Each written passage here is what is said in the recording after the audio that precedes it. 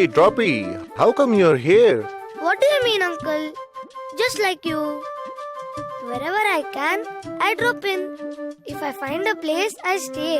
If there's a slope, I run down. And if there's a space, I seep in. Very smart. You know almost everything. Not really. I still have a doubt about where we come from. Who was your father, grandfather, and all that? What's the big deal in that? That's simple. My dad was a drop too. My dad and his friends came from the clouds and fell onto the earth. While going through the waterways, some of them seeped into the farms. My dad didn't stop anywhere. He kept running and went and met a river. He went all the way to the sea. Going into the sea water, he merged into the sea. Then the sun worked its magic and turned the water into vapor. And he created some wonderful clouds. Drops formed here and there. I was one of them too.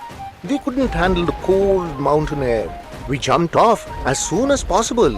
And that's how we're here. But uncle, this goes on and on. Water cycle or something they call it.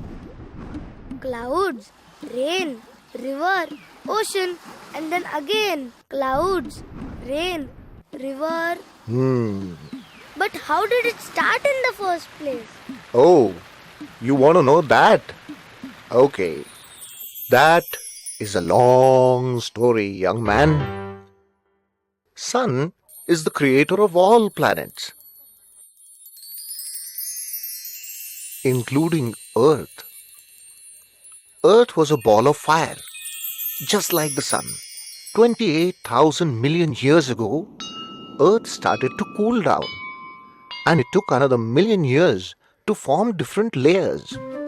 The Earth's magnetic forces came into action and pulled the gases from the space and formed the atmosphere. Similarly, water vapor in the atmosphere condensed to become water. You mean we were born before the life came into existence on the earth, right? Of course, air was around, sun in the sky, and we were here. That's how life was created on earth. These humans think they are very smart, but they can't even make water. They have to manage with just whatever water they get.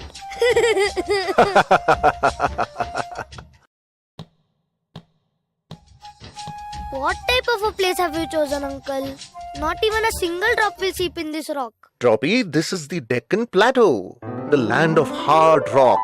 Can you see those amazing layers upon layers? Do you know how these layers were formed? No, please tell me. Once upon a time, America, Australia, India were one continent, and these continents slowly moved apart. India moved and came to stay at the south of China. The continents were drifting slowly as there were lots of disturbances in the Earth's core. Molten rock, ash, and gases were released. The fissures were active everywhere. The lava that erupted spread all over the land. Mountains, rivers, ditches, and lakes got burned underneath the layers of lava. At some places, it locked gases underneath, and at some places, cracks developed. Sun, rain, wind were also active. Different types of layers in soil were formed. Some were porous, while others were not. The volcanoes erupted intermittently and laid another layer of lava on the earth. This process repeated for many million years, and this is how the amazing Deccan Plateau was formed. Oh God, it must be hard to find our roots in these layers. Man still hasn't found the complete solution to the puzzle of groundwater in these layers. Under the massive rocks, there is fracturing and jointing, and we can run easily through these cracks. We run from places with high pressure to low pressure, and higher gradient to lower gradient as well. We can go much deeper if possible. This is so simple for us. But this complete situation is so confusing to the humans because they can't see what happens beneath the surface. The human beings are just sitting on the top looking at their own fields. Look over there, uncle. That is Sopan's house, his farm and his well.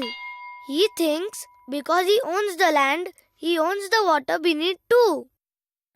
But the neighboring well is of Rambaul. Then there's Patil's and the village head's well too. All of them think the water in the wells is their own. But is it actually like that? Wait. Let's take an X-ray photo of the ground. See the different owners and wells on the top? But they have the same groundwater storage. Under the surface, there's a layer of rock which stores the water together. This is called an aquifer. It is the groundwater reservoir that supplies water to these wells. All those wells and the aquifer are connected through channels like fractures or joints. Oh no! Sopan is pumping lots of water from his well and the level of water in Patil's well is reducing. That's inevitable, Droppy. It's like lots of straws sucking from the same cold drink bottle.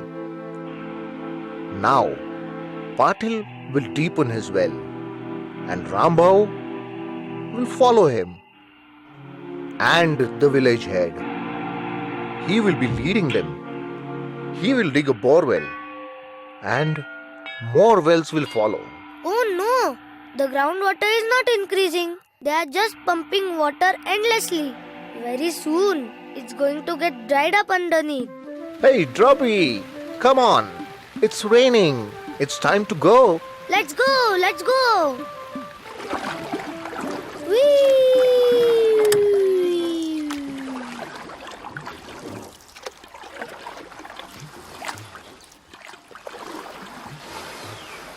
Uncle, where are we now? This is our first subsurface station. Out of the 100 of us, 60 go off as runoff on the surface. 30 get evaporated and hardly 10 seep in here. Those 10 reach this first station. This is the water you see in open wells. It looks like going down further will be difficult. Correct. Very little water reaches there. That reservoir takes decades to fill.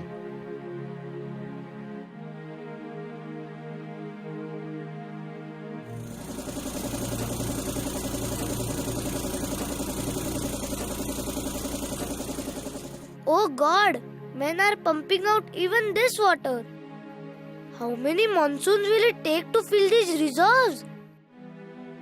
Every rainy season, all the shallow aquifers get filled up. But this deep aquifer will remain empty. Is there a solution for it, Uncle? It's simple. Recharge like a mobile phone. When it rains, water is stored in dams, ponds and lakes, and it percolates into the soil.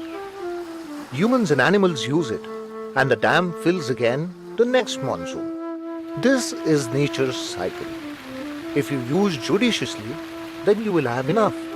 But humans are greedy and extract a lot of water. If they keep on going like this, the water will not be available anymore. How will they restore the water supply?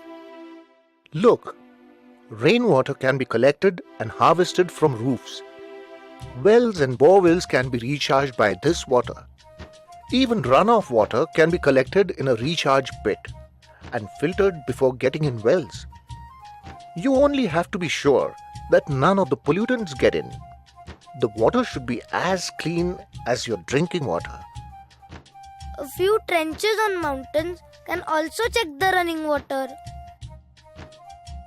We can also stay in ponds or farm trenches and seep into the ground. Recharging alone is not enough, Droppy. Pumping must be reduced too. When a needle can do the job, why need a sword? Don't flood the crops. Use drip irrigation or use sprinklers. Irrigate in the late evening or in the early morning to reduce evaporation. Correct. In lesser water, more land can be irrigated. They'll get bumper crops in less water. Wow, Ustad, wow. Yay! Sopan is using drip irrigation. But what's that? Patil is still pumping out fast. This will waste all recharging. You're right, Droppy. The village must unite to conserve groundwater. Do you know the village Hivre Bazar in Nagar district? They have their own rule. Water till 35 feet below ground is used for irrigation. Water below that level is strictly reserved for drinking. So drinking water is guaranteed. Nobody takes crops that need extra water. That's the mantra for sustainability. So there is no need for a law to be made by the government. A village can make its own rules. That's community management. Correct. If more wells are dug, water will be pumped out more. The best thing would be to share the water from existing wells. Make a water user group on every well and share its water. Simple. It can be a community well. Measure water in the wells at the end of the monsoon. Once the quantity of groundwater is known, divide it accordingly. Whether you own a well, doesn't matter. You will always get your share of water.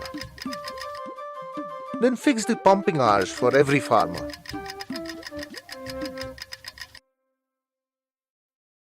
No hijacking of water, no competition of digging wells deeper, no sabotage, no tension. If water is assured, harvest is also guaranteed. We are a blessing of the sun, wind, and the earth. Man may land on the moon, invent huge machines, but he can't create water. He can only have as much water as nature gives him. Well, folks, you may be very smart, but the rains are not in your control. Whatever water you have, use it judiciously. Our cycle is unending, but you should maintain your cycle. Conserve this wealth for your children. Take care and remember, every drop counts. A drop saved is a drop created.